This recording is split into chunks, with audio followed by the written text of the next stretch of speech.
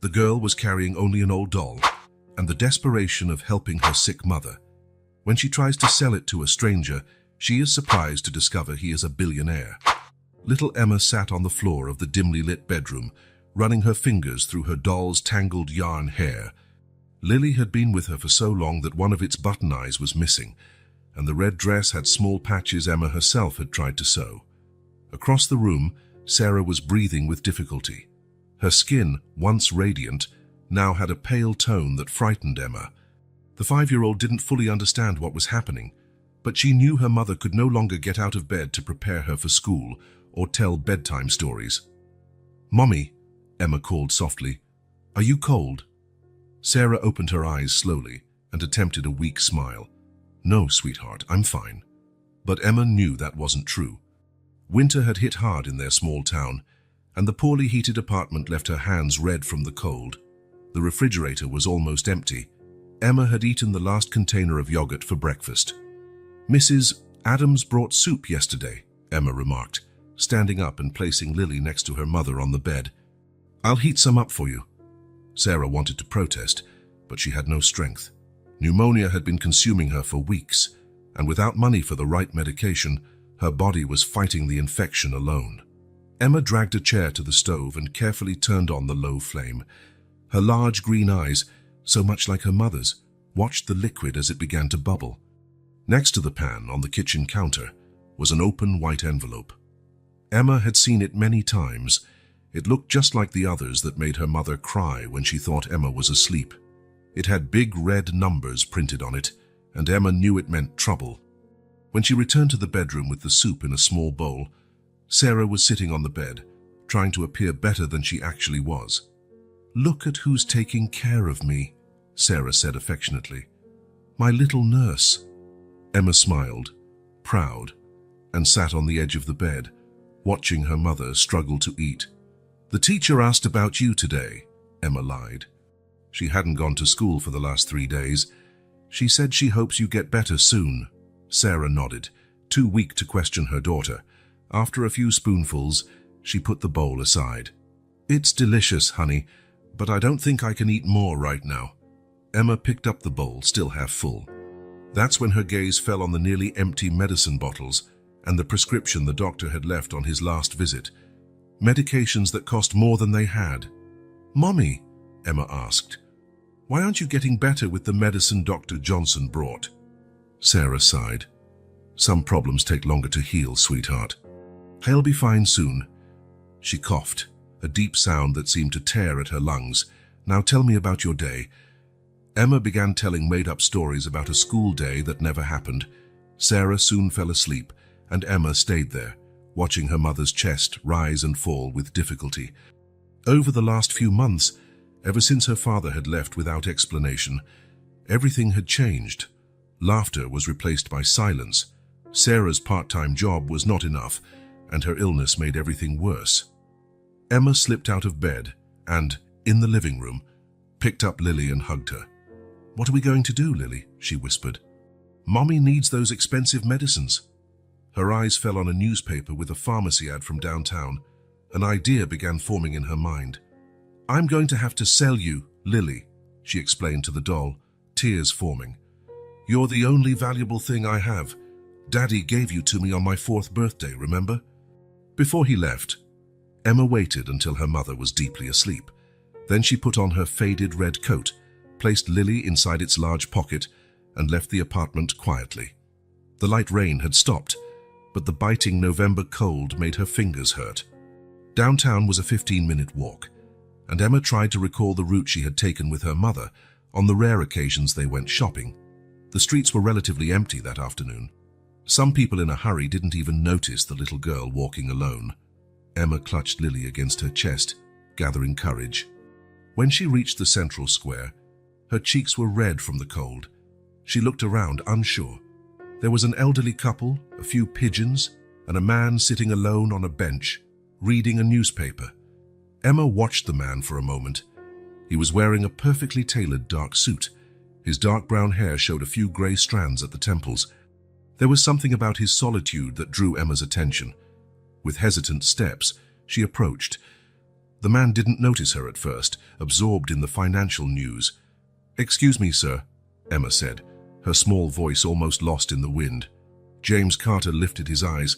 Surprised to see such a small child, he looked around for an adult but saw no one. "Yes," he replied, closing the newspaper. "Would you like to buy a doll?" Emma asked, pulling Lily from her pocket. "She's very special. She can tell you stories if you hug her really tight before bedtime." James looked at the worn doll, missing a button eye. Normally, he would have dismissed the girl with a wave. After all, that doll wasn't even worth $5, and James Carter was a man whose time was worth hundreds of dollars per hour. "No, thank you," he said automatically. "I don't have much use for dolls." Emma didn't give up. "She's my best friend. Her name is Lily, like the flowers my mother used to plant before she got sick." Something in that sentence made James pause. He looked more carefully at the girl, her coat far too worn for the cold, her mismatched socks. But what impressed him most were her eyes, green, intense, and determined. "Your mother is sick?" he asked, against his usual desire to stay uninvolved. Emma nodded. "Very sick. She can't work, and the medicines the doctor said will make her better are too expensive." She held out the doll again. "That's why I need to sell Lily. She's the most valuable thing I have."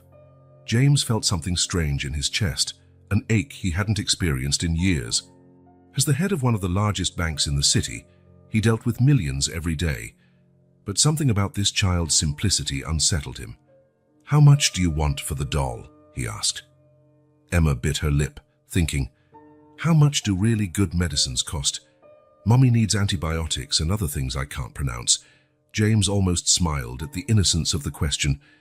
"Well, that depends, but let's say they might cost you about $100. Emma's eyes widened.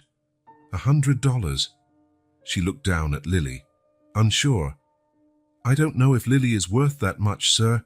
She's a bit worn out, but she's really good to hug when you're sad." Something in the child's honesty touched James. For a moment, he remembered himself at age 6, clinging to a shabby teddy bear while listening to his parents fight. The bear had been his only comfort for years until his father threw it away.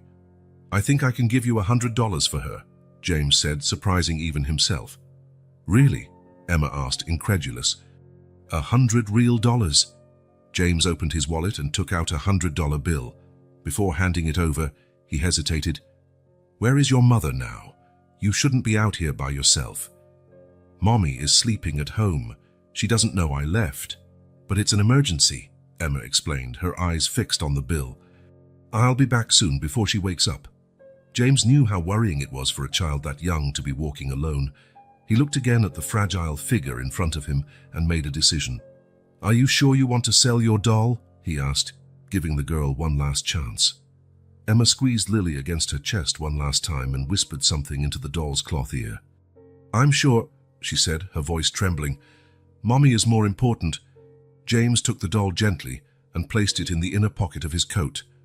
"Where are you going to buy the medicine?" he asked, rising from the bench. Emma pointed to the other side of the square. "That big pharmacy over there. The lady who works there knows my mom."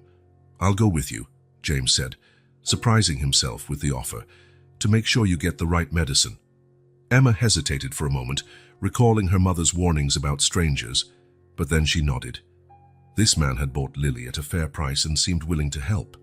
They crossed the square side by side, an unlikely pair, the businessman in his impeccable suit and the little girl in her faded coat. James felt oddly out of place, as if he had stepped out of his usual world and into another entirely different one. The pharmacy was warm, and Emma sighed in relief when she felt the heat. She approached the counter, standing on tiptoe to be seen. "Hello there," the pharmacist said, leaning forward. "Where's your mum today?" "She's sick at home," Emma replied, pulling the crumpled prescription from her pocket. "I need this medicine so she can get better." The woman took the prescription and frowned upon seeing James behind Emma. "I'm a friend of the family," James explained quickly, noticing her wary look. "I'm helping Emma buy medicine for her mother." "Sarah Winters," the pharmacist murmured, reading the name on the prescription. "Yes, I know her. Pneumonia, right?" Emma nodded vigorously. "I'll get everything," the woman said. disappearing among the shelves. James crouched down to Emma's eye level. "Your mom will be very happy about the medicine," he said, trying to reassure her. "You're being very brave." "I know," Emma replied with a seriousness that seemed out of place for someone so young. "Mommy always says we have to be strong when times get hard." The pharmacist returned with several boxes and bottles. "Here they are. They'll help your mother recover faster." She began ringing up the total on the computer. When she announced the amount, Emma proudly handed over the $100 bill. "Are you sure about this?" James asked gently, placing his hand over hers. "I can pay for the medicine." Emma shook her head, resolute. "No. I promised Lily I would use her money to help Mommy." James nodded, respecting the girl's decision. The pharmacist took the money, gave Emma a few coins in change, and put the medicine into a small bag. "There are clear instructions here for your mother," she explained, handing a paper along with the bag. "She needs to take these medicines at the right times, okay?" Emma carefully placed the paper in her pocket. "I'll remind her every day." As they left the pharmacy, the bag seemed huge in Emma's small arms. James offered to carry it, but she politely refused. "I can do it," she said, holding the bag like a treasure. "It's a present for my mom." James smiled for the first time that day. "Do you live far from here?" "Not really. I can walk." "Are you sure you don't want me to walk you home?" Emma shook her head. "I can't bring strangers home. Mom wouldn't like it." She paused. "Even though you're nice." James understood the child's caution. "I understand, but it's starting to get dark. Are you sure you know the way?" "I'm sure," Emma insisted. "I came alone. I can go back alone." There was a determination in her voice that James didn't dare challenge. He remembered what it was like to be underestimated as a child. "All right," he agreed, "but promise you'll go straight home." "I promise." Emma smiled, revealing a gap where a baby tooth was missing. "Thank you for buying Lily and helping me with the medicine." "You're welcome, Emma." James hesitated, feeling he should say something more, but not sure what. "I hope your mother recovers soon." "She will," Emma said with conviction. "Now I have the right medicine." With a final wave, Emma left, walking quickly with her precious bag. James remained still, watching until the small figure disappeared around the corner. The walk back felt faster for Emma.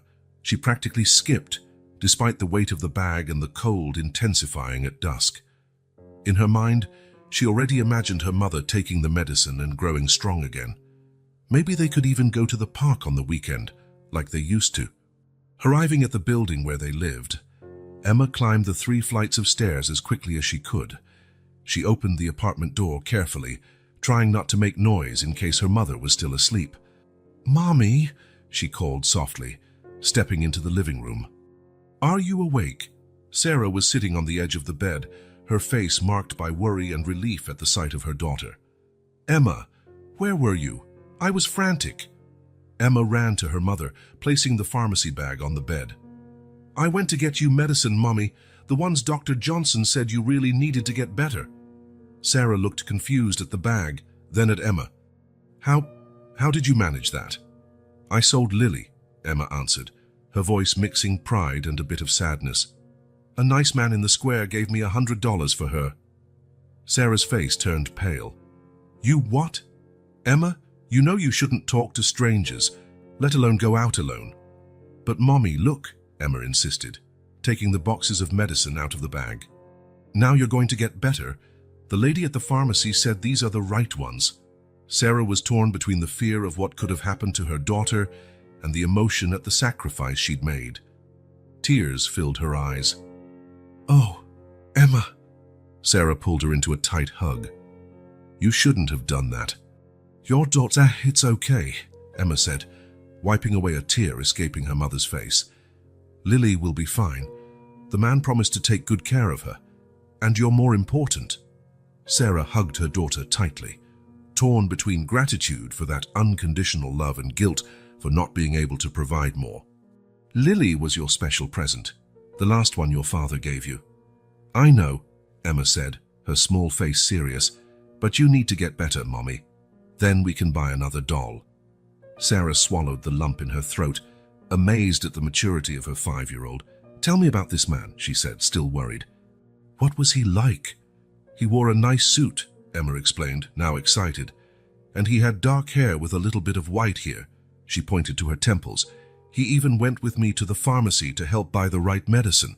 Sarah frowned, still uncomfortable with the idea of a stranger helping her daughter, but grateful he seemed kind. Did he tell you his name? Emma shook her head. I don't remember, but he looked sad, Mommy. Like those princes in the stories you read to me, you know. The ones who need someone to break the spell. Sarah couldn't help but smile at her daughter's imagination. You and your stories. She picked up one of the medicine bottles. Let's see what we have here.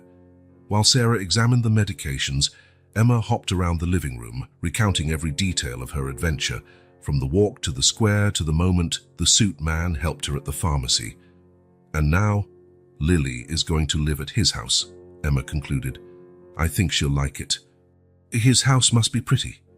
Sarah smiled sadly, realizing how Emma was trying to convince herself that everything was all right. I'm sure it is, sweetheart. Mommy, Emma said suddenly, stopping in her tracks. Do you think we'll see him again? Sarah hesitated. Probably not, sweetheart. It's a big city. Emma sighed, but soon her face lit up again. But he has Lily. And Lily always finds her way back to the people she loves. Sarah didn't have the heart to contradict her daughter. Instead, she opened one of the antibiotic bottles and took the first dose, promising herself that once she got better, she would find a way to replace the doll Emma had sacrificed for her. Meanwhile, on the other side of town, James Carter sat in his luxurious apartment, looking at the one-eyed doll resting on his shelf. He picked it up, feeling the texture of the worn fabric, imagining the many hugs and childish tears this toy had endured. Why had a child he barely knew affected him so much? Why couldn't he stop thinking about Emma and her sick mother? James didn't have answers, only a growing certainty that something important had changed within him on that cold November afternoon. James twirled the whiskey glass between his fingers, watching the amber liquid dance under the soft light of his apartment. It was his third glass of the night, but not even the alcohol could chase away the thoughts that haunted him. 3 days had passed since the meeting in the square, and the image of little Emma in her faded coat wouldn't leave his mind. The one-eyed doll still sat on the coffee table, exactly where he had left it that night. James hadn't been able to get rid of it. Something stopped him. This is ridiculous, he muttered to the empty apartment. He stood and walked to the window. The city glimmered below, thousands of lights flickering in the cold night. His reflection in the glass stared back, a successful man, the director of one of the largest investment banks in the region. He had everything money could buy. So why did he feel so empty? James closed his eyes, and the memories he always tried to keep locked away found a crack to escape. Don't be weak, James. Men don't cry over toys. His father's voice, Frederick Carter, echoed in his mind with the same coldness it had carried 25 years ago. James was only 5, the same age as Emma, when his father threw his teddy bear in the trash, tired of seeing his son clinging to the worn-out toy. It was his first lesson about attachment. Never get attached to anything that can be taken away from you. Frederick Carter was a ruthless businessman who had turned a small family company into an empire. A child of the Great Depression, he had learned early on that feelings were dangerous luxuries. Love didn't put food on the table, money did. That was the philosophy he tried to teach his only son, often in the hardest way possible. You'll thank me one day, son, he used to say after a particularly cruel lesson. The world out there is not kind to the weak. When James was 7, he got a dog, a Labrador puppy he named Max. For 6 months, Max was his only true friend, the only one who greeted him with genuine enthusiasm, until one day, coming home from school, the dog was gone. He was making you soft, his father explained simply. Besides, he was destroying the house. His mother, Elizabeth, an elegant woman who lived in her husband's shadow, did nothing to intervene. She herself lived in fear of Frederick's outbursts.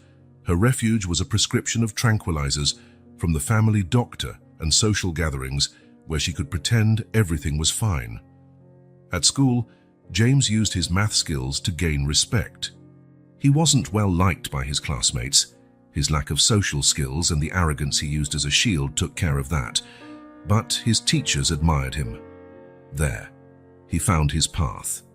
The cold logic of numbers never disappointed him, never abandoned him. When James was 12, during a family dinner, Frederick announced he had lost an important contract to a competitor. "Why?" James dared to ask. "Because the idiot has family connections," his father replied bitterly. "No matter how much better our proposal is, in this world, people help those they love, not those who deserve it." It was another crucial lesson. Love was not only useless but potentially dangerous in business. Pure merit rarely won. Only money and power guaranteed results. At 16, his father sent him to work during the summer as an office boy at the family company. No privileges, no special treatment.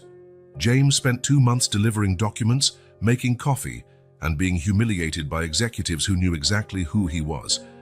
"I don't want anyone thinking you got where you are just because you're my son," Frederick explained.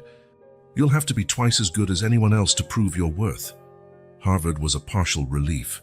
Away from his father's oppressive presence, James thrived academically. Socially, he remained a disaster. His few attempts at relationships ended when the women realized his inability to show genuine affection. "You always look like you're calculating something," his last girlfriend had said before breaking up. "Like you're doing a cost-benefit analysis of every minute you spend with me." She wasn't wrong. When his father died of a heart attack, James was in the middle of an important meeting. He received the news, asked for 5 minutes, went to the bathroom, washed his face, and returned to close the deal. He cried only once, alone in his apartment, not over the loss of his father, but over the realization that he never really knew the man behind that relentless facade. At the funeral, his mother seemed more relieved than sad. 2 weeks later, she sold the family mansion and moved to Florida, where she finally began living her own life. James shook his head, trying to push away the memories. He returned to the sofa and picked up the doll. Why had Emma and that darned doll affected him so much? In so many years, he had built impenetrable walls around himself. How could a child break through them with such ease? Maybe it was Emma's raw honesty, her willingness to sacrifice something so precious for her mother, a love so pure that James could hardly understand it. What had Emma said about where she lived? James tried to recall. She had mentioned an old building near the East Park. It wasn't much, but it was a start. The next day, James did something he had never done. He cancelled his morning meetings. He got into his car and drove to the east side of the city, an area he rarely frequented. The streets gradually became narrower and more run down as he left downtown behind. Old buildings with peeling paint replaced the glass skyscrapers he was used to. He parked near a small park and began walking, looking at the surrounding buildings. Many appeared to need urgent repairs. James wondered which one Emma and her mother lived in. Luckily, he didn't have to search long. Turning a corner, he spotted a small figure in a faded red coat, sitting on a park bench, drawing in a notebook. "Emma?" he called, approaching cautiously so as not to frighten her. The girl looked up, her green eyes wide in recognition. "The doll man!" she exclaimed, closing her notebook. "Did you come to visit Lily?" James smiled slightly. "Lily is fine, but I came to see how you and your mother are doing." Emma jumped off the bench, suddenly excited. "Mommy is better. The medicine is working. She even made pancakes yesterday morning." "That's great," James said, genuinely relieved. "Where do you live? I'd like to speak with your mother, if she's feeling well enough." Emma hesitated, clearly recalling her mother's warnings about strangers. "Mommy says I shouldn't bring people I don't know home." "Your mom's right," James agreed. "But maybe you can tell her I'm here. Say I'm the man who bought Lily and helped with the medicine." Emma considered for a moment, then nodded. "Wait here. I'll ask if she wants to see you." She pointed to a faded red brick building across the street. "We live there." James watched as the small figure ran to the building. Minutes later, Emma reappeared at the door, waving for him to come closer. The inside of the building was as worn as its exterior. James climbed the creaking stairs behind Emma to the 3rd floor. She stopped in front of a door labeled 307 and turned the doorknob. "Mommy, he's here," she announced, walking in. The apartment was small and modest but tidy. One room that also served as a kitchen, a narrow hallway that likely led to a bedroom and a bathroom. The furniture was sparse and worn, a battered sofa, a wooden table with 3 chairs. a small old TV on a makeshift stand. Sarah Winters stood near the kitchen. James could see she was still pale, but undoubtedly better than Emma's original description. She wore faded jeans and a simple blouse, her brown hair tied in a loose bun. Even so, James couldn't help noticing she was a beautiful woman. "Mr. Carter," she said, offering her hand, "Emma told me about you. Thank you so much for what you did for us." James shook her hand briefly. "Please call me James, and it was nothing. Your daughter is quite impressive." Sarah smiled, placing a hand on Emma's shoulder. "She's my little hero, though we've had a long talk about leaving the house alone and speaking to strangers. Haven't we, Emma?" Emma looked at her feet, but she didn't seem genuinely remorseful. "Please, have a seat," Sarah offered, gesturing to the sofa. "Can I get you some coffee?" "It's nothing fancy, but coffee would be great," James accepted, sitting down. He noticed the sofa had some hand-sewn patches. While Sarah prepared the coffee, James studied the apartment more closely. There was a pile of bills on the table, some stamped with red notices. A dry cough and a patch of mold in a corner of the ceiling indicated moisture problems. The living room window was sealed with tape where the weather stripping should have been. Sarah returned with 2 cups of coffee and a small glass of juice for Emma. "So," she said, sitting down, "what brings you here?" James hesitated, unsure how to express what had brought him there, how to explain he couldn't stop thinking about a child he barely knew and her sick mother, how to admit that Emma's gesture had cracked something inside him, something he had kept frozen for decades. "I wanted to see if the medicine helped," he finally said.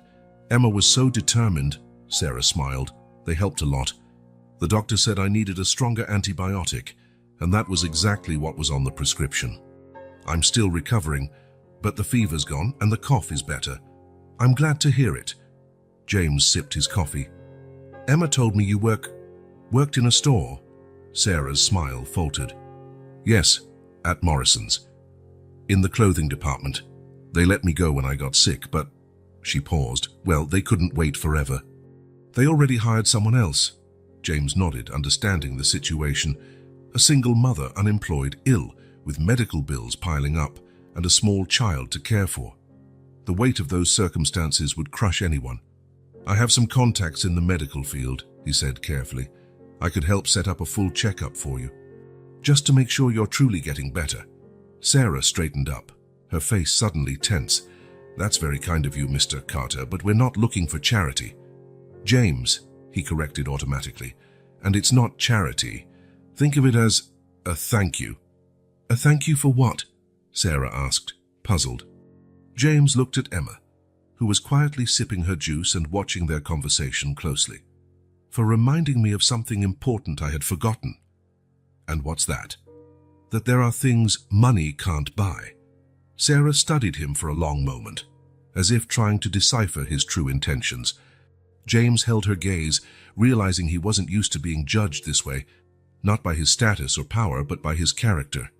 "Mommy," Emma interjected, "Dr. Johnson said you need an X-ray, remember? To see if your lungs are better." Sarah shot her daughter a warning look, but Emma continued, "And you said you were going to try to schedule it next week when Mrs. Adams pays you for the sewing work." James sensed an opening. "Let me at least help with that. I know the director of Memorial Hospital. I can schedule it for tomorrow." Sarah bit her lip, torn between pride and practical need. "Why are you doing this? You barely know us." It was a fair question, one James didn't have a clear answer for himself. How could he explain that a child's gesture had pierced armor that took decades to build? "Let's just say I'm trying to make better decisions," he finally said. Before Sarah could respond, Emma jumped off the couch and ran to James. "Did you bring Lily to visit?" she asked, looking at him hopefully. "Not this time," he answered, feeling oddly guilty. "But she's fine. She has a special place on my shelf." Emma smiled, satisfied. "She likes high places." Sarah watched their interaction with a mix of gratitude and caution. "All right," she said at last. "I'll accept your help with the medical appointment, but that's all for now." James nodded, knowing he had won a small victory. "I'll make the calls today. Can I pick you up tomorrow?" "We can meet you there," Sarah said firmly, making it clear she was setting boundaries. "Whatever you prefer." James took the last sip of coffee and stood. "I'll leave the information with the hospital reception in your name." As he said goodbye, Emma grabbed his hand. "Abd, will you come back to visit us again?" she asked, her bright green eyes fixed on him. James felt something shift in his chest, a warmth he hadn't felt in years. "Yes," he replied, surprising himself with the certainty in his voice. "I'll come back." And as he descended the creaking stairs of that run-down building, James Carter realized that for the first time in a very long while, he had made a promise he was determined to keep. Autumn leaves danced in the air as James parked his car in front of the small park. 3 weeks had passed since Sarah's first medical appointment, and James's visits had become more frequent. What began as a simple follow-up on Sarah's health had grown into something James could no longer deny. He needed these moments with the little family as much as they needed his help. Today was Saturday, and he had promised to take Emma to the city zoo.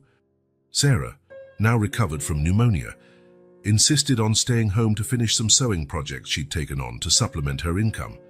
James spotted Emma sitting on the building's front step, drawing in her worn sketchbook. She looked up and, upon seeing him, broke into a smile that warmed something inside him. "James?"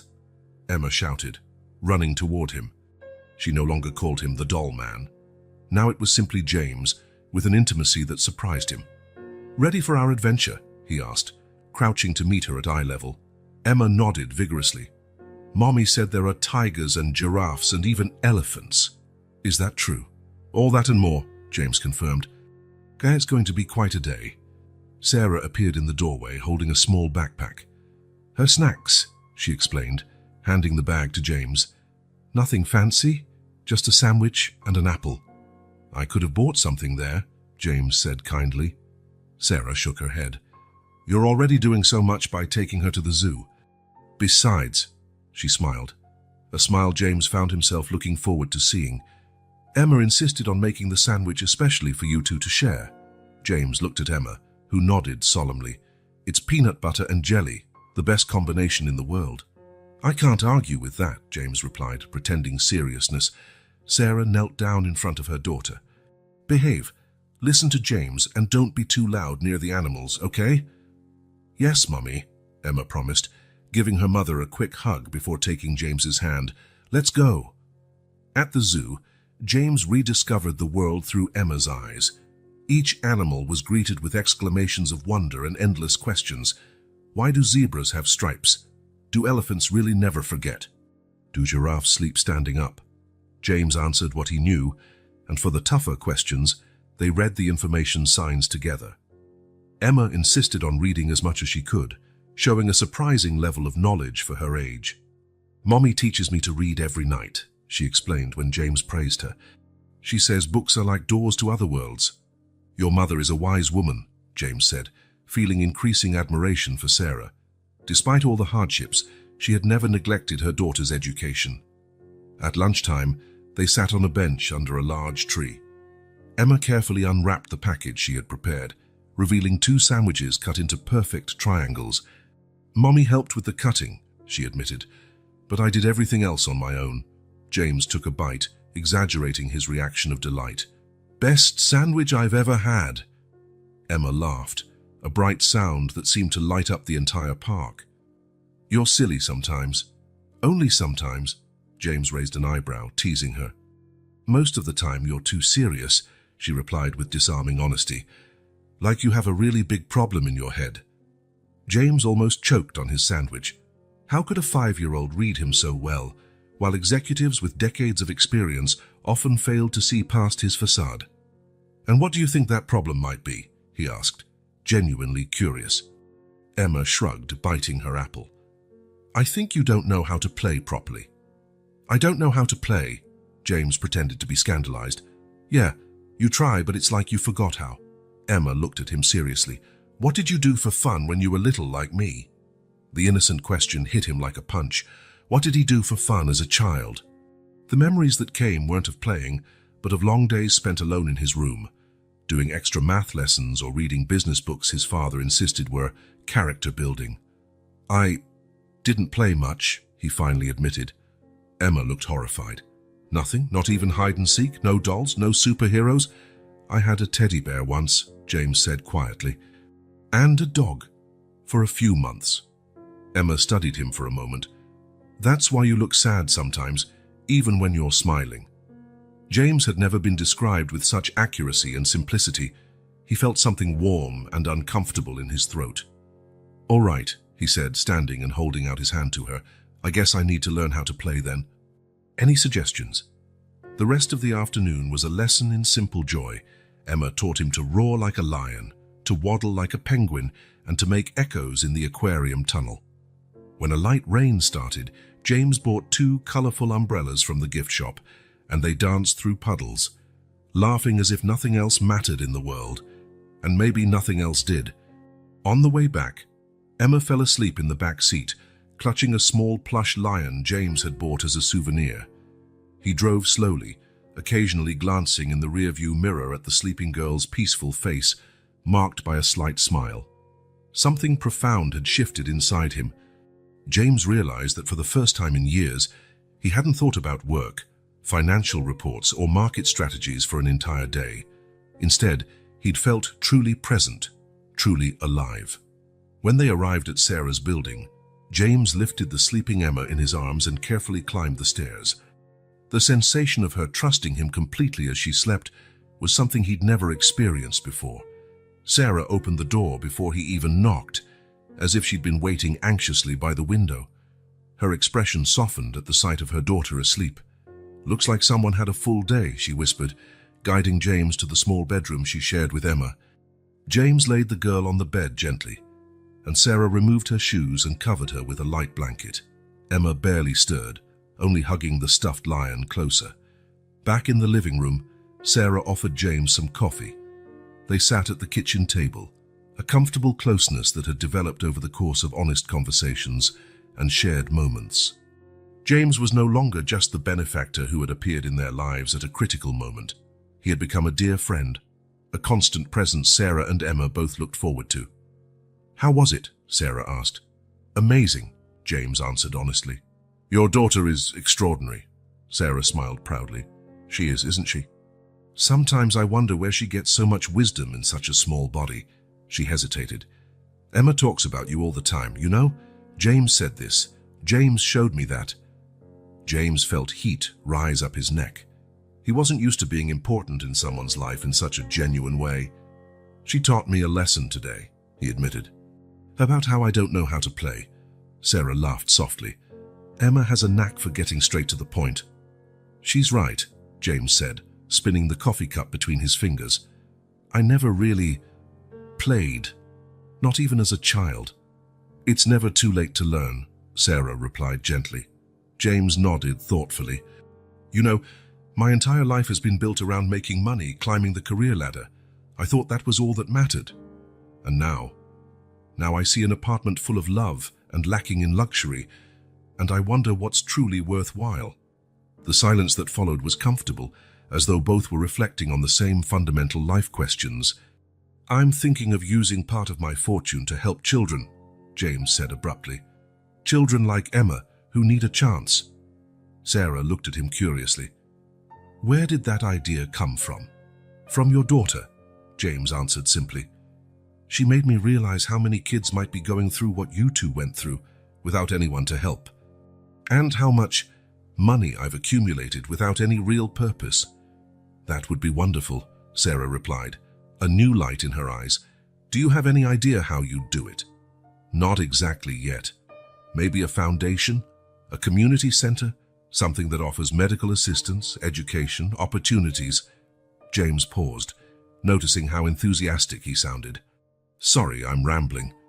"Don't apologize," Sarah said, gently touching his hand. "It's good to see passion in your eyes. They used to look so cold."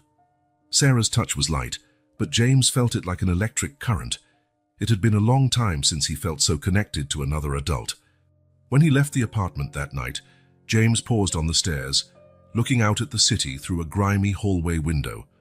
On the horizon, skyscrapers gleamed against the night sky, symbols of the world he belonged to exclusively until recently. But now he realized he had found something those glass and steel buildings could never offer, a greater purpose than himself. A 5-year-old child, with her one-eyed doll and surprising wisdom, had shown him what truly mattered.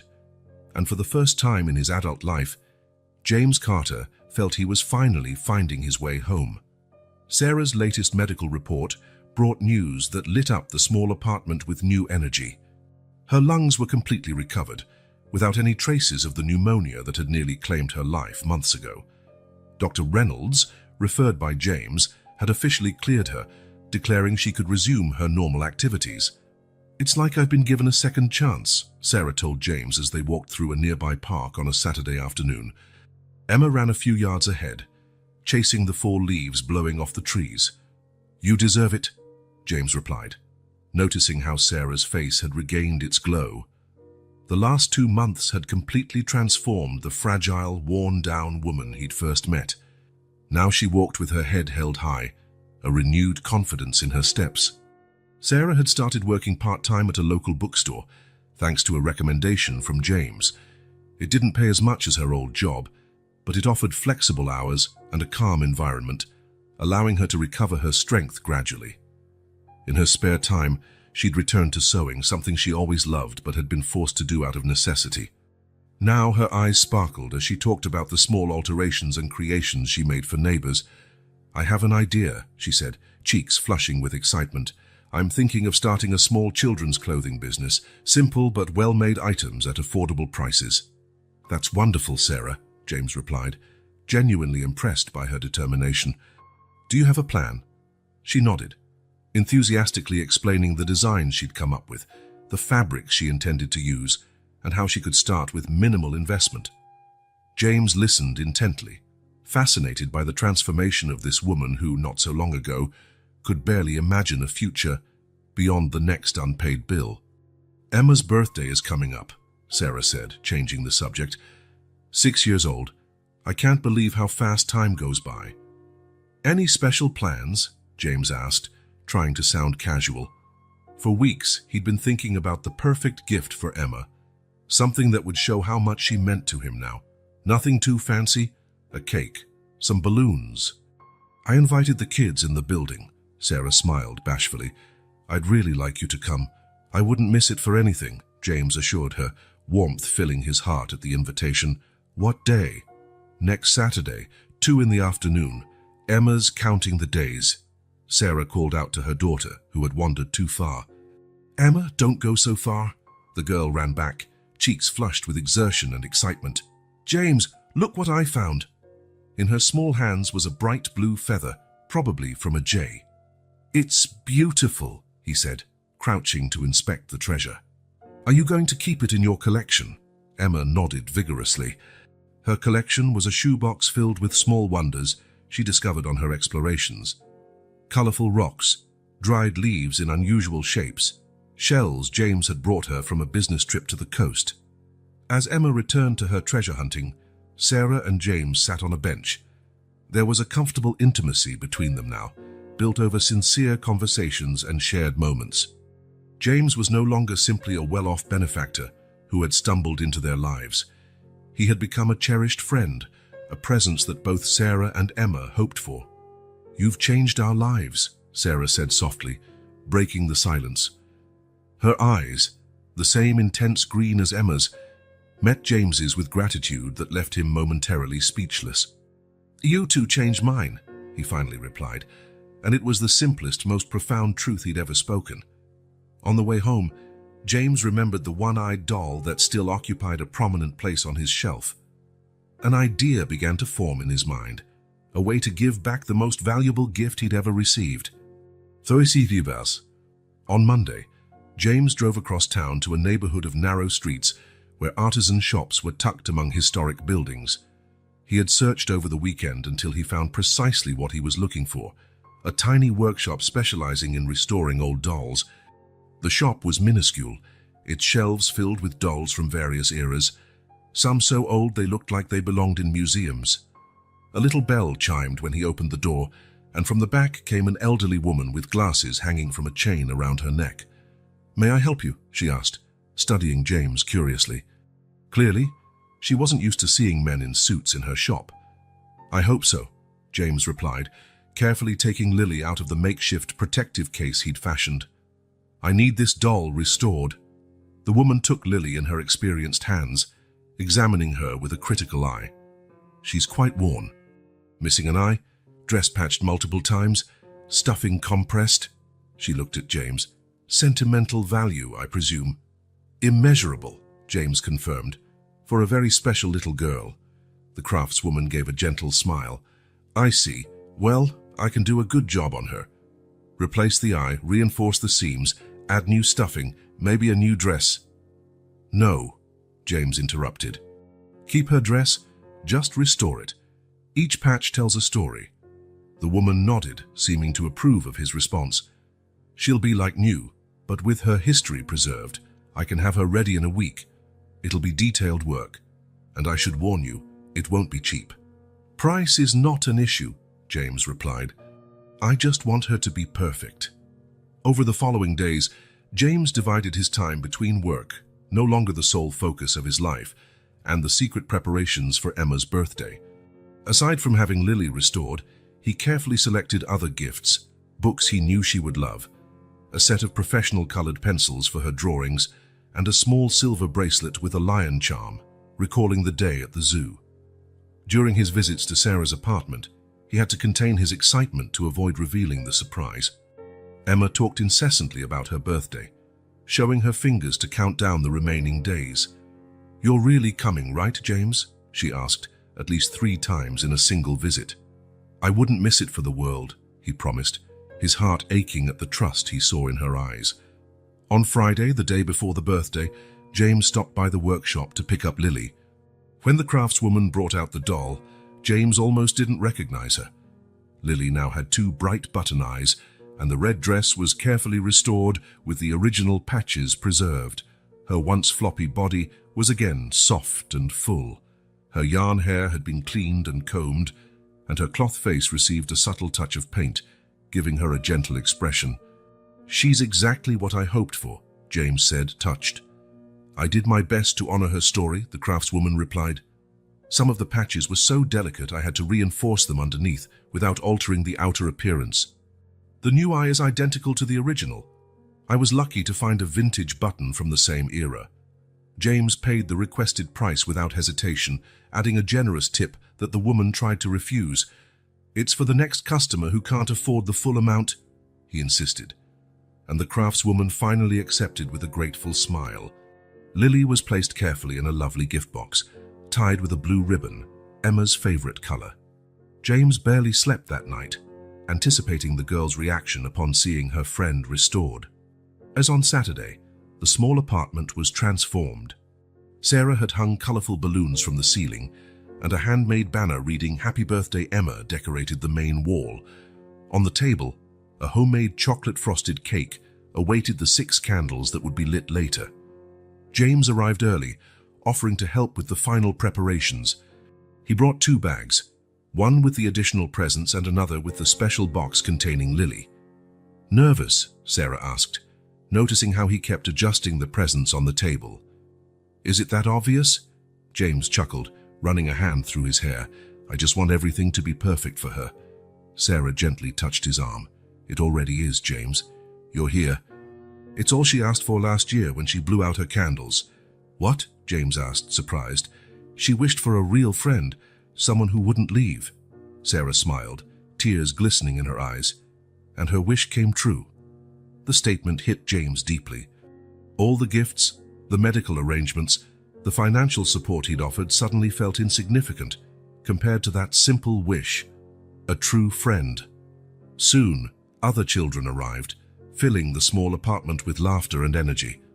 Emma was radiant in a new dress Sarah had sewn especially for the occasion, blue, with small lions embroidered around the hem, another nod to her zoo trip with James. The party proceeded with improvised games, lots of giggles, and the special moment of singing "Happy Birthday." Emma closed her eyes tightly as she blew out the candles, her small hands clasped in front of her chest while she made a new secret wish. When it was time for presents, James watched nervously as Emma opened gifts from the other children.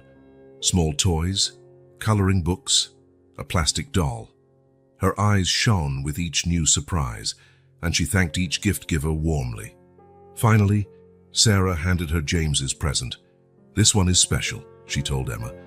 "It's from James." Emma took the bag eagerly, first pulling out the books and the set of colored pencils, exclaiming with delight at each item. When she reached the small box with the bracelet, her eyes went wide.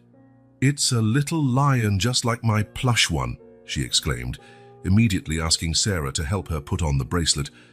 "There's one more gift," James said softly, picking up the blue box he had saved for last. "This one is very, very special."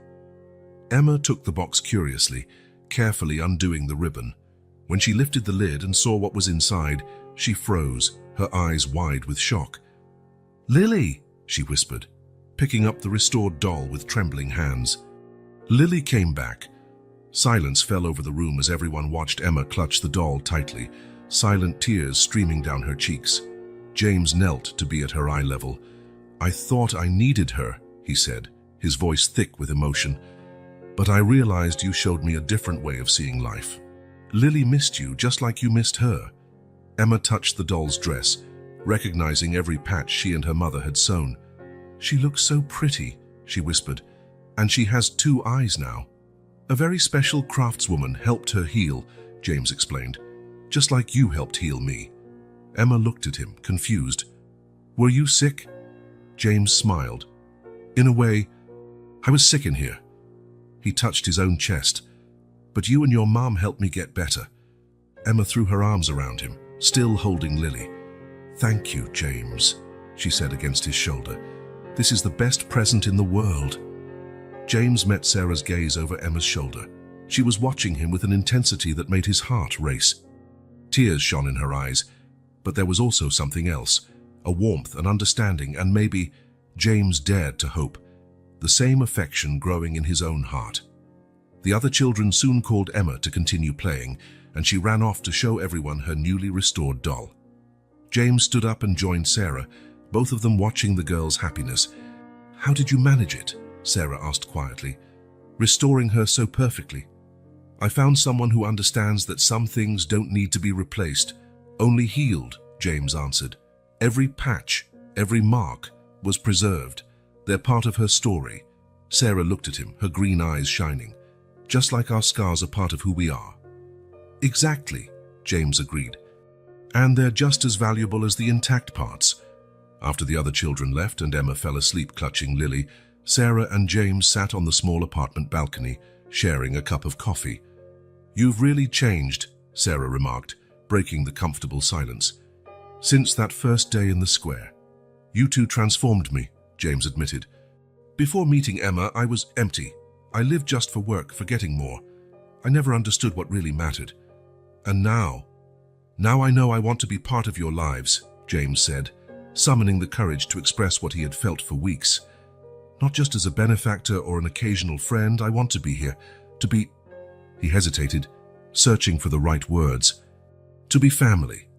The term hung between them, heavy with meaning. Sarah looked down at her hands folded in her lap, and for a moment, James feared he'd gone too far. "I'd like that," she finally whispered. "Emma and we'd like that very much." James felt a wave of warmth spread through his body. Slowly, hesitant, he reached out and covered Sarah's hand with his. She turned her palm up, intertwining her fingers with his. In that simple moment, a connection was sealed between them, a silent promise of shared days, laughter, and the challenges they would face together. James knew the path ahead wouldn't always be easy, that there would be adjustments and learning curves, but for the first time in his life, he felt completely sure of the direction he was taking. From the adjacent bedroom, they could hear Emma's soft breathing as she slept. In her arms, Lily also seemed to rest in peace, finally home. And on that small balcony, under the starry sky, a man and a woman allowed themselves, after so many trials, to glimpse the possibility of a new beginning. Autumn gave way to winter, and with the changing seasons, James, Sarah, and Emma settled into a comforting routine. James now had dinner with them at least 3 times a week. On Sundays, it became a tradition for him to arrive early for breakfast and spend the entire day there, helping Emma with her homework, watching old movies with Sarah, or simply enjoying the sense of belonging he had never experienced before. On one such Sunday morning, James showed up with grocery bags and insisted on making pancakes for everyone. The small kitchen barely accommodated one adult, let alone two. But Sarah refused to leave him alone in this endeavor.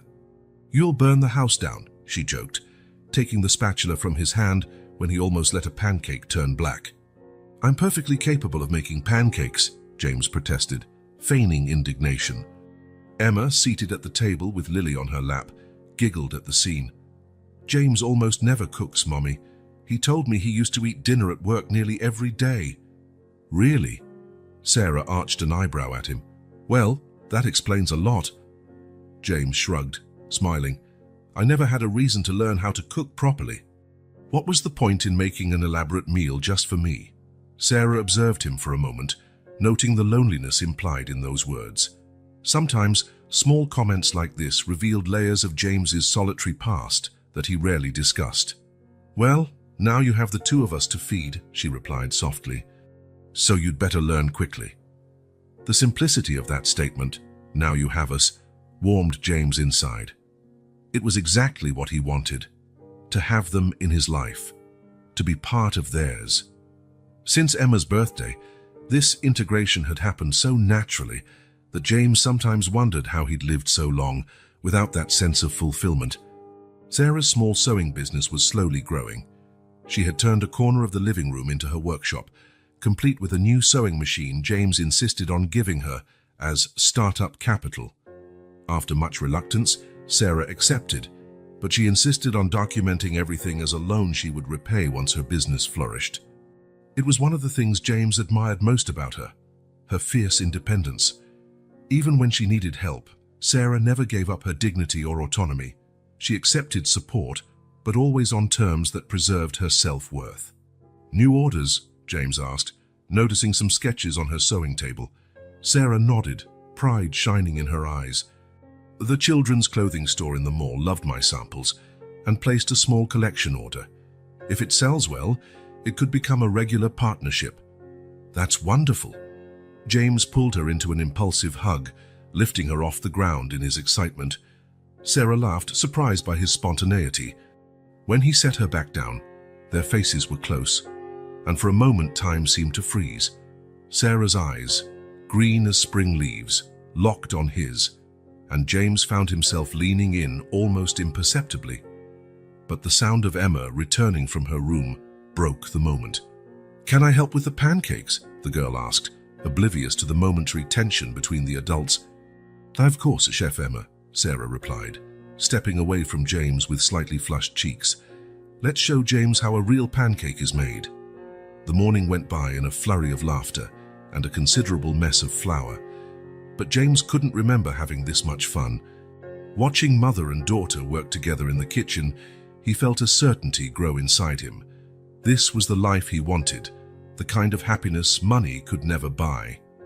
Later, while Emma drew at the living room table, Sarah and James spoke quietly on the couch. "I need to tell you something," Sarah said, a hint of nervousness in her voice. "I've managed to save enough for a down payment on a better apartment. It's nothing luxurious, but it has 2 bedrooms and is closer to Emma's school." James felt a tightening in his stomach. "You're moving?" He tried to sound neutral, but the idea of not visiting them as easily distressed him. "It's in the same neighborhood," Sarah hastened to clarify, sensing his concern. "Just 3 blocks from here, and there's a much better space for my sewing workshop." "That's great," James said, forcing a smile. "You two deserve a better place. When are you planning to move?" "By the end of the month. The landlord is being flexible because he knows my situation." Sarah hesitated. "I want you to know this was only possible because you helped me start over. Without your initial help with the doctors, the bookstore job." James raised a hand to stop her. "You did all of this, Sarah. I just opened a few doors. It was your hard work that created this new life for you." She smiled, grateful for how he always valued her efforts rather than minimizing them. "Still, I want you to know that your presence in our lives goes far beyond practical support." Sarah lightly touched his hand. "Before you came along, I had forgotten what it was like to have someone to share everything with. The worries, the joys, someone who cares." James looked at Sarah's delicate fingers on his own. He wanted to turn his hand over, interlace their fingers, pull her closer, confess the feelings that had been growing inside him for months. But fear paralyzed him, fear of ruining what they had, fear she'd reject him, fear she'd interpret his affection as mere charitable pity. "You two have become very important to me," he finally said, opting for the safe path. Sarah nodded, and James was sure he saw a flicker of disappointment cross her face, as though she expected him to say something more. The moment was interrupted by the ringing of James's phone. He glanced at the screen and frowned. "I'm sorry. I have to answer. It's Milton, my VP." While James talked in the hallway, Sarah noticed how his posture changed. His shoulders straightened, his voice took on a more formal tone, and the relaxed lines of his face hardened slightly. It was fascinating to watch this transformation, the James she knew giving way to the powerful executive he was in the outside world. When he returned, he looked worried. "Work problems?" Sarah asked. "Not exactly." James hesitated. "Actually, it's an opportunity. The company is expanding into the Asian market.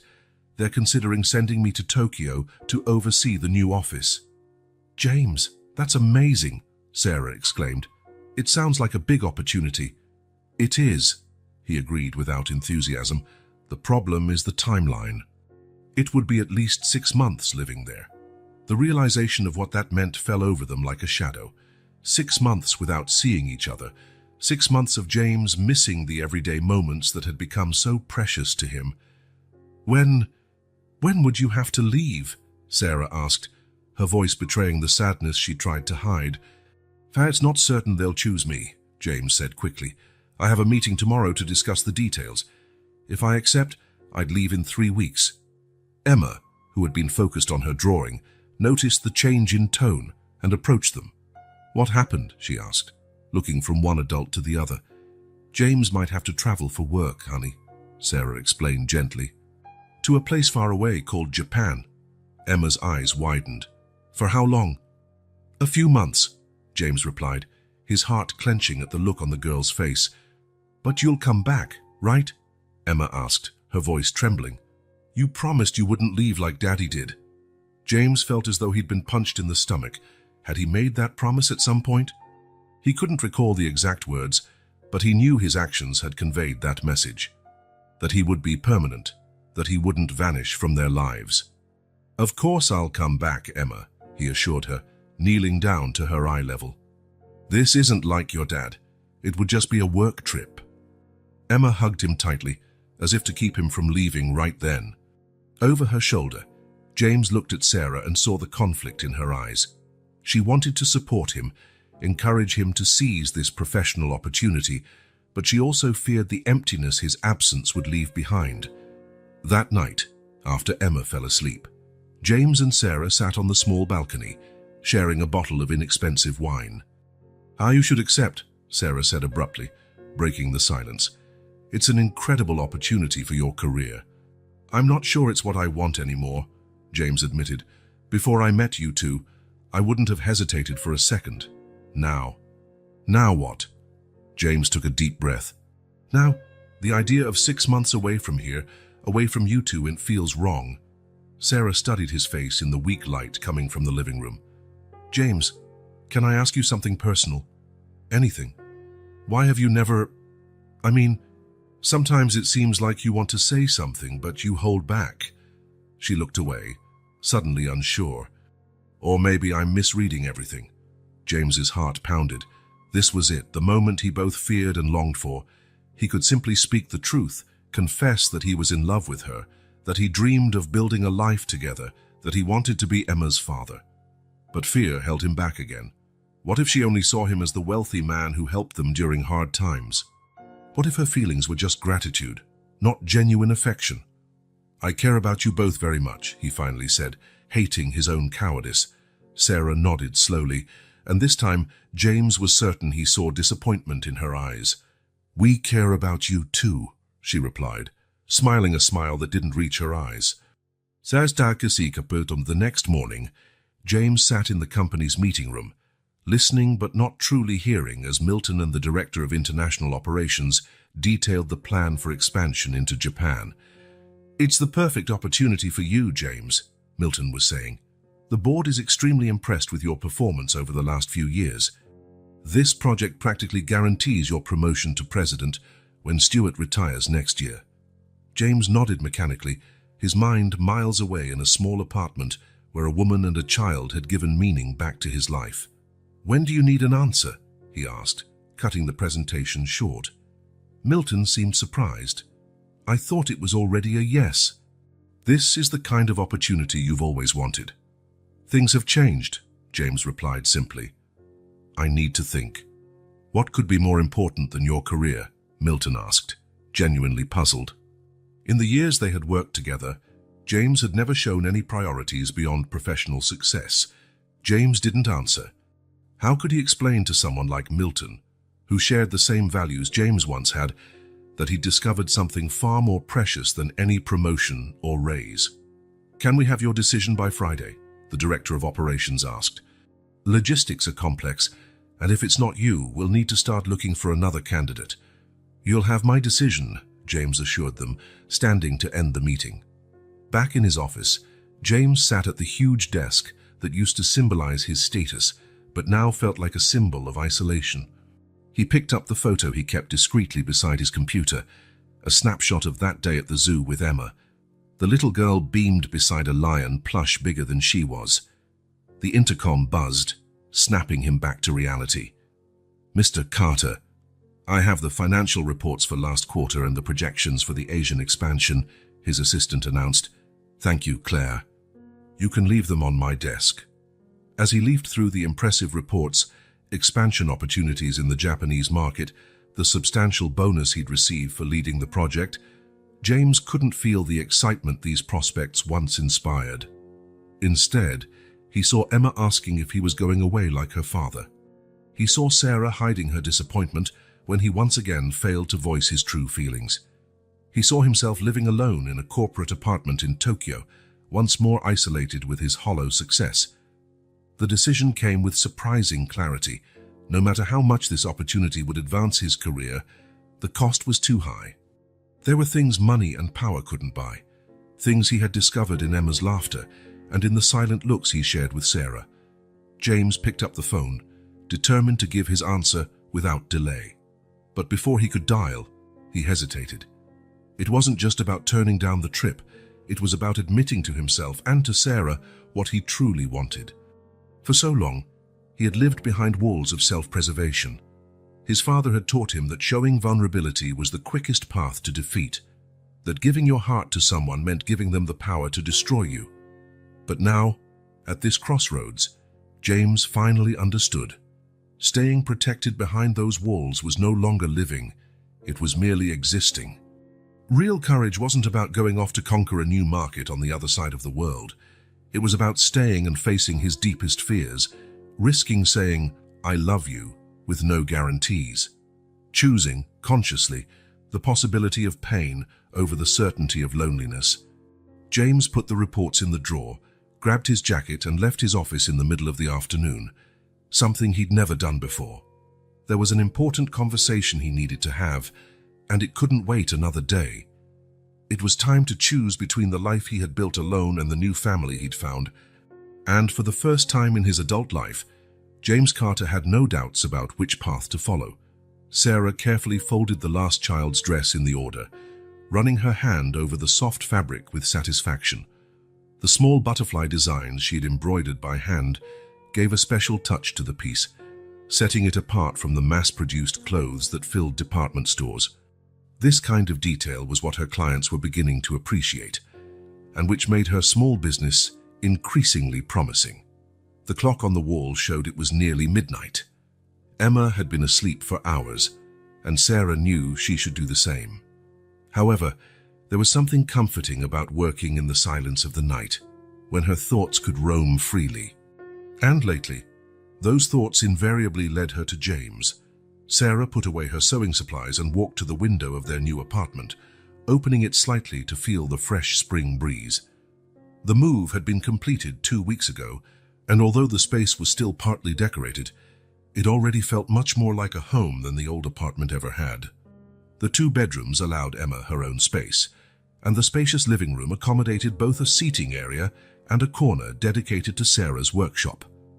Naturally, James had insisted on helping with the move. He'd spent an entire weekend painting walls, assembling furniture, and hanging curtains.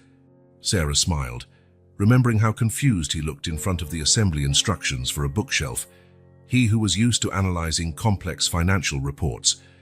Seeing that sophisticated man, usually impeccable in his expensive suits, with paint on his face and sawdust in his hair, had stirred something inside Sarah. She rested her forehead against the cool glass of the window, trying to organize her feelings. When James had entered their lives on that cold autumn day, she could never have imagined he would become so essential to her existence. What began as an act of charity, a wealthy man helping a struggling single mother, had transformed into something deep and complex. Exactly when had her feelings changed? Sarah couldn't pinpoint. Perhaps it was seeing how gently he treated Emma, never underestimating her or treating her like a child incapable of understanding the world. Or maybe when she noticed the small changes in James, how he laughed more freely now, how his eyes had lost that calculating coldness that once defined them. Or maybe it was that night, a month ago, when Emma had a nightmare and ran into the living room, finding James still working on his laptop. Sarah, awakened by her daughter's cries, arrived just in time to see James putting aside the computer to hug the girl, speaking in a soft voice until her sobs subsided. "Monsters don't exist," he had said, "but if they did, I'd never let them get near you." And at that moment, watching from the door, Sarah felt her heart expand painfully in her chest. But admitting she was in love with him, that terrified her for countless reasons. First, there was the social and financial chasm between them. Sarah knew James didn't care about that, but she couldn't help wondering if a man used to luxury and sophistication would truly be happy long-term with someone like her. What if he eventually grew tired of this simple life? Then there was the trauma of her failed marriage. Greg, Emma's father, had promised eternal love only to abandon them when responsibility became too burdensome. Sarah had sworn never again to let anyone have the power to hurt her like that. Most importantly, there was Emma to consider. The girl was already deeply attached to James. If they started a relationship that didn't work out, how would that affect Emma? She had already suffered enough from her father's abandonment. The cell phone on the table vibrated, pulling her from her thoughts. A message from James. "Still awake?" Sarah smiled. How did he always know? "Just finished an order. Why aren't you sleeping?" He replied almost immediately. "Preparing the presentation for tomorrow. The final meeting about the Japan project." Sarah's smile faded. The decision about the trip would be made tomorrow. James still hadn't revealed what he planned to do, though Sarah tried to encourage him to take the opportunity. Not because she wanted him to leave. 6 months without seeing him was too painful to contemplate, but because she feared he'd regret it if he turned it down for their sake. "Are you ready?" she typed. "For the presentation?" "Yes." "For the decision?" "Not sure." Sarah hesitated, her fingers hovering over the keyboard. She wanted to tell him to stay, that she couldn't bear his absence, that she loved him, but the words seemed stuck in her throat, even in a simple text. "Whatever you decide, we'll be here for you," she finally wrote. After a moment, James replied, "That's all I can think about. Good night, Sarah." "Sleep well." "Good night, James." Sarah turned off the lights and headed to her room, knowing sleep would be elusive. How could she sleep when her heart was so full of unspoken doubts and desires? The next morning, Emma woke up complaining of a sore throat. Her forehead felt warm to the touch, and Sarah immediately cancelled her day's commitments to care for her daughter. "It's not that bad," Emma reassured, hating to miss school. "It just hurts a little when I swallow." "Even so, better to rest today," Sarah insisted, making her some tea with honey.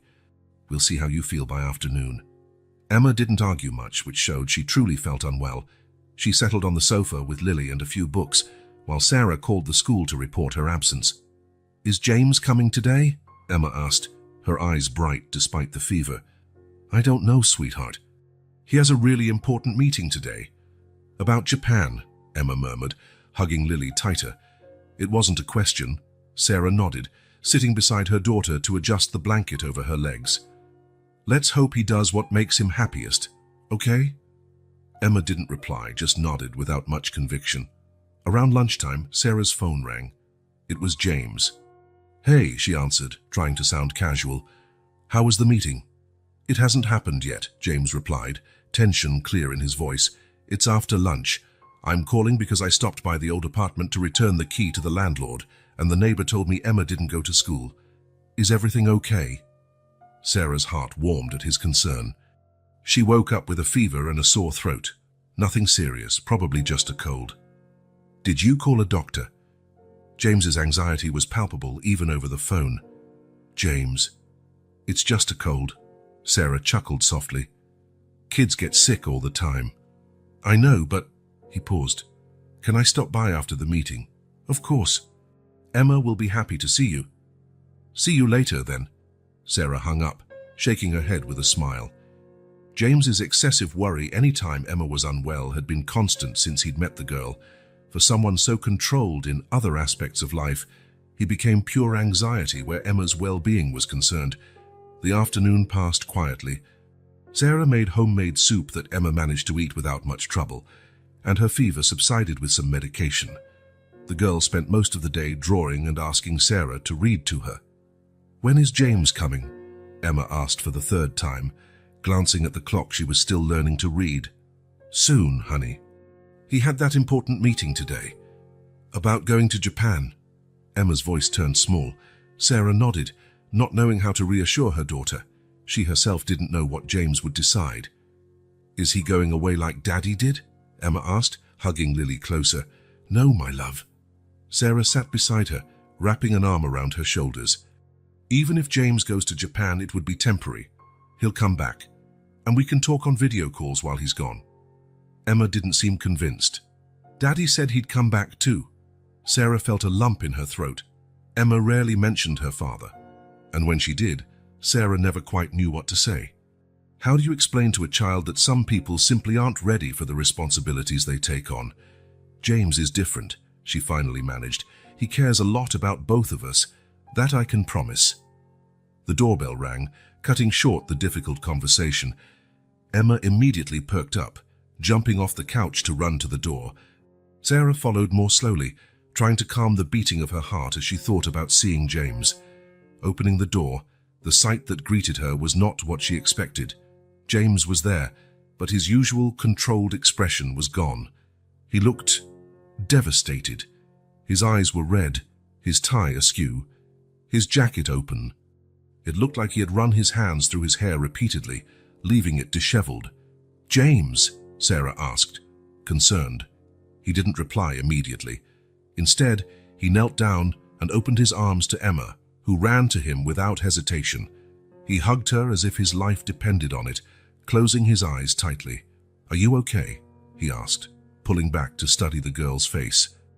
Your mom said you were sick. Just a little, Emma said, surprised at the intensity of his concern. I'm already feeling better. James touched her forehead as if to check for himself, then hugged her again. Sarah had never seen him so shaken. Come in, she urged, more confused with each passing moment. I'll make some coffee. In the kitchen, while Emma showed James her drawings from the day, Sarah prepared the coffee, discreetly watching them. Something was different about James today, a raw vulnerability she had rarely seen. He listened to Emma with complete attention, as if every word she spoke was the most important thing in the world. When the girl said she missed him at breakfast, James promised he'd make it up to her the next day, bringing chocolate pancakes. The promise of tomorrow did not go unnoticed by Sarah. It meant that, regardless of what he had decided about Japan, he'd be here tomorrow. When Emma finally got tired and returned to the sofa with a book, Sarah sat with James at the kitchen table. Did something happen? She asked gently, sliding a cup of coffee toward him. James stared at the steaming liquid for a long moment before speaking. I was in the middle of my presentation when I got your message about Emma being sick, he began, and suddenly nothing else mattered. Not the project, not the promotion, not Japan. All I could think was that I needed to be here. Sarah felt her heart skip a beat.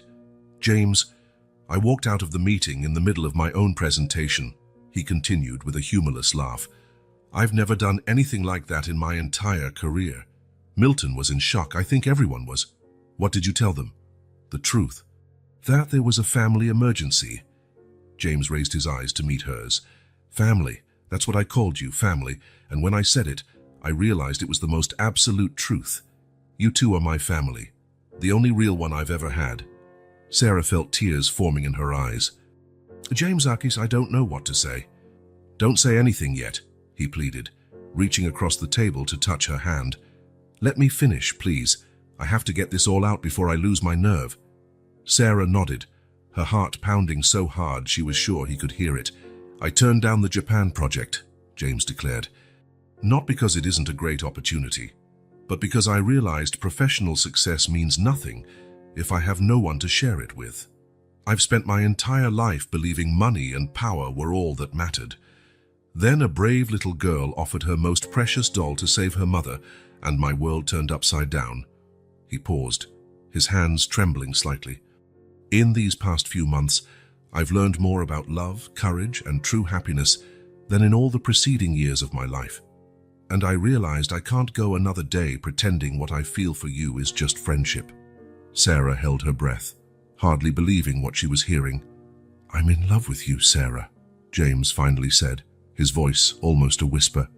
Probably from the first moment I saw you. And I love Emma as if she were my own daughter. You two are everything to me. A tear slipped down Sarah's cheek.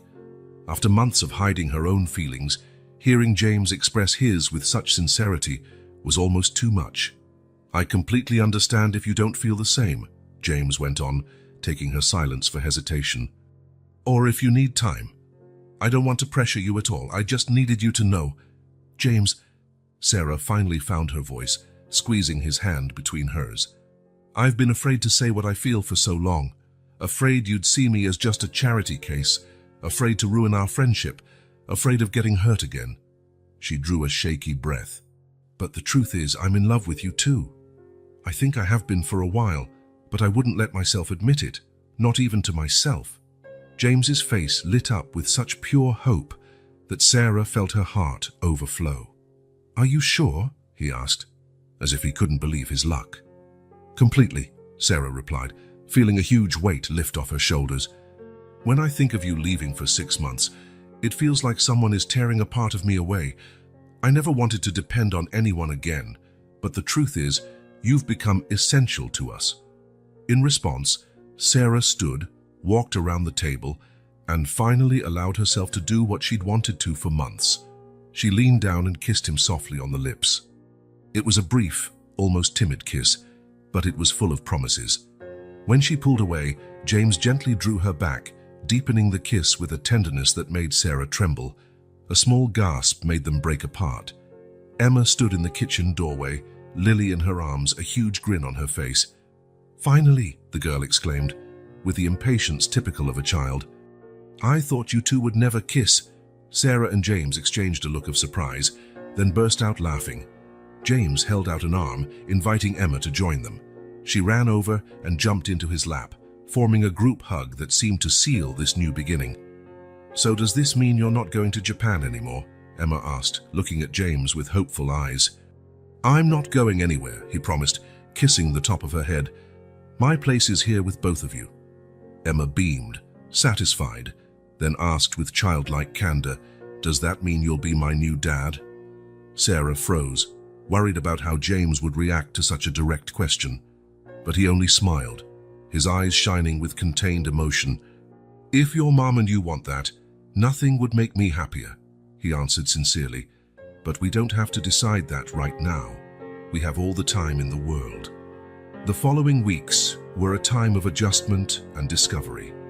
Sarah and James decided to move carefully, respecting each other's pace and, most importantly, Emma's well-being at every step. James began spending even more time at their apartment, often staying for dinner and lingering until late, helping Emma with her homework or simply enjoying Sarah's company after Emma fell asleep. They talked about everything, their pasts, their fears, their dreams. Sarah shared how Greg had abandoned them, the struggles of raising Emma alone, the nights she cried silently in the bathroom so her daughter wouldn't hear. James opened up further about his lonely childhood, the difficult relationship with his father, and the years spent building a financial empire while his personal life remained an emotional desert. "I guess I always knew something was missing," he admitted one night as they gazed at the stars from the balcony. "But I never really knew what it was until I met you two." Sarah squeezed his hand, understanding exactly how he felt. She, too, had felt a void since Greg left. Not his absence specifically, but the absence of a true partner, someone to share life's joys and burdens. On one of those nights, as they sat on the balcony under a starry sky, Sarah asked, "What did your co-workers say when you turned down the Japan project?" James shrugged. "Milton thinks I've lost my mind. The board was disappointed, but they accepted it when I explained I had other plans for my future." "What plans are those?" Sarah asked, curious. "I'm restructuring my role at the company," James explained, "delegating more, reducing my hours, and I've been working on setting up that foundation I mentioned a few months ago to help children in vulnerable situations." "The Lily Foundation?" Sarah asked with a smile, recalling the name James had mentioned before. "Exactly. I want it to be a place where families like you once were can find not just financial assistance but real support, medical, educational, psychological. A place that treats people with dignity, not like charity cases." Sarah smiled, resting her head on his shoulder. "Emma would be proud to know she inspired that." "She inspires everything I do now," James admitted. "You both do." A month after that first confession in the kitchen, James invited Sarah and Emma on a special trip. He took them to a mountain park an hour outside the city. The place was stunning, with a crystal-clear lake reflecting the blue sky and centuries-old trees providing cool shade. After a lavish picnic and an afternoon of exploring, James suggested they walk to a nearby viewpoint.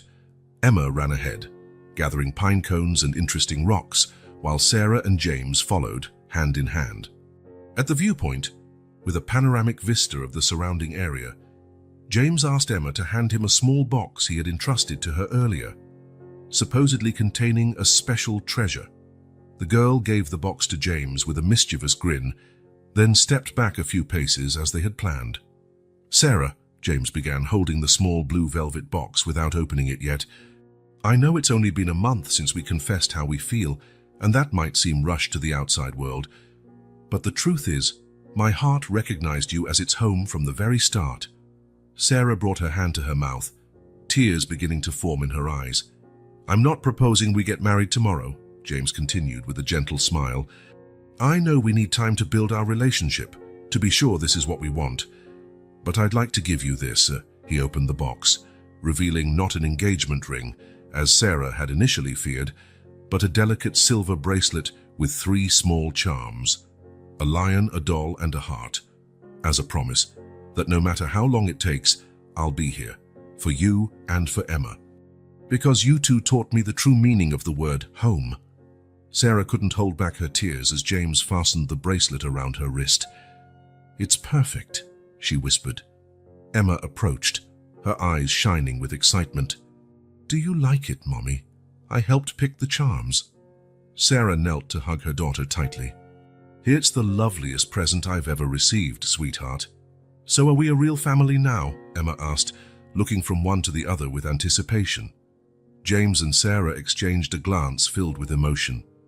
"Yes, my love," Sarah replied, reaching for James's hand, which he took without hesitation. "A real family." 6 months after that day at the viewpoint, life had found a new rhythm for the 3 of them. James still kept his downtown apartment, but he spent practically every night at Sarah and Emma's. Their relationship flourished naturally, built on the solid foundation of friendship and respect they had established in previous months. Emma was once again a carefree child, her grades at school improving significantly, and her creativity found new outlets in the art classes James insisted on enrolling her in. Lily remained her favorite toy, but now had to share space on the bed with other plush friends that had joined the family. Sarah's small sewing business continued to grow steadily. Her creations were now sold in 3 different stores around the city, and she had hired an assistant to help with increased demand. The confidence she had gained in recent months was evident in her increasingly sophisticated designs and in the way she spoke about the future. As for James, the transformation was obvious to anyone who had known him before. The colder, calculating executive had given way to a man who smiled easily, who took afternoons off to attend Emma's school recitals, who didn't mind getting glitter glue on his expensive suits after helping with an art project. The foundation he created to help vulnerable children was already up and running, offering medical assistance, educational support, and opportunities for families in situations similar to what Sarah and Emma had experienced. And although James never mentioned it, one of the first beneficiaries was the neighbor who had once helped Sarah in the old building, caring for Emma when Sarah was in the hospital. On a quiet autumn evening, nearly a year after that first encounter in the square, the three of them were sitting in the living room of a new house they had bought together, a spacious place with a garden where Emma could play and a proper studio for Sarah's creations. Emma, already in pajamas, was showing James her latest school drawing, a colorful depiction of what she called our family. "This is you," she explained, pointing to a tall figure in a suit. "This is Mommy in her blue dress, and this is me with Lily." "It's lovely, Emma," James praised, genuinely impressed by her talent. "Can I take it to my office?" Emma nodded proudly, then yawned, trying to hide it. "Bedtime, little one," Sarah announced, getting up from the sofa. "Just 5 more minutes?" Emma tried, as always. "Tomorrow is a school day," James reminded her gently. "And the sooner you sleep, the sooner tomorrow comes." Emma hugged them both, clutching Lily in her arms, then headed to her bedroom, not without casting a meaningful glance toward James, as if they shared a secret.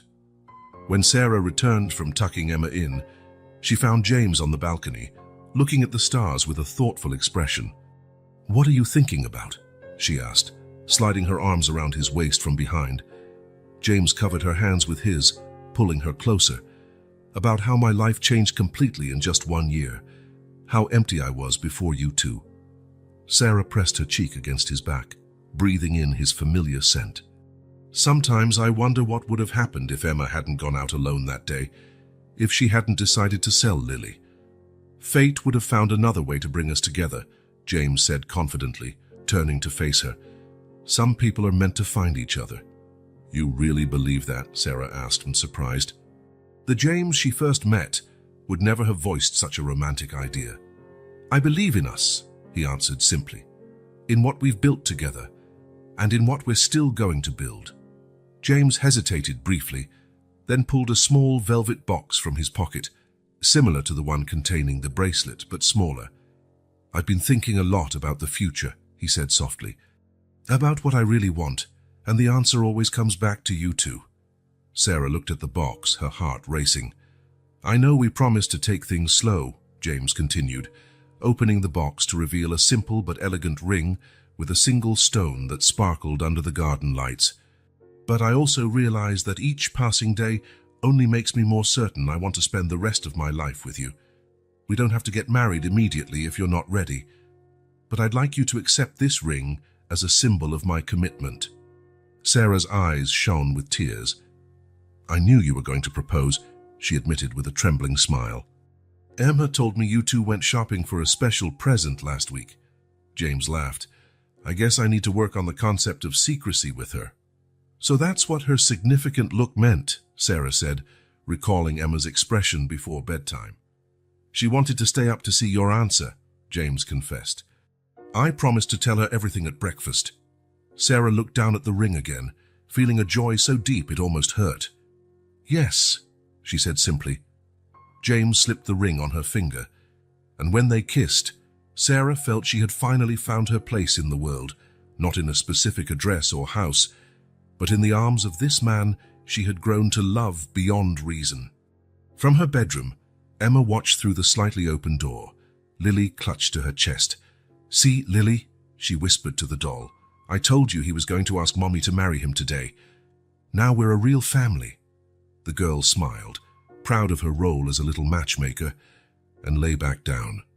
As she hugged Lily, she thought about how everything had changed since that cold day, when she decided to sell her doll to help her mother, one small sacrifice that, somehow, had brought them all so much happiness.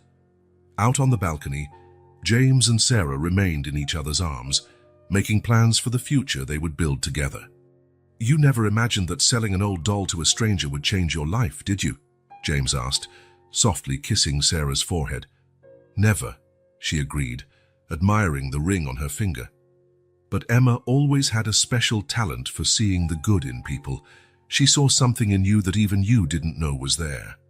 "A forgotten heart," James murmured. "That just needed to be reminded how to love." Sarah smiled, resting her head against his chest, listening to the steady beat of the heart that now belonged to her and Emma. A heart that, thanks to a child's courage and the transformative power of love, would never be forgotten again. While the stars shimmered in the night sky, the soft lights of the house illuminated the beginning of a new story. Not a happy ending, but a joyful new beginning for three souls who had found in one another the true meaning of home.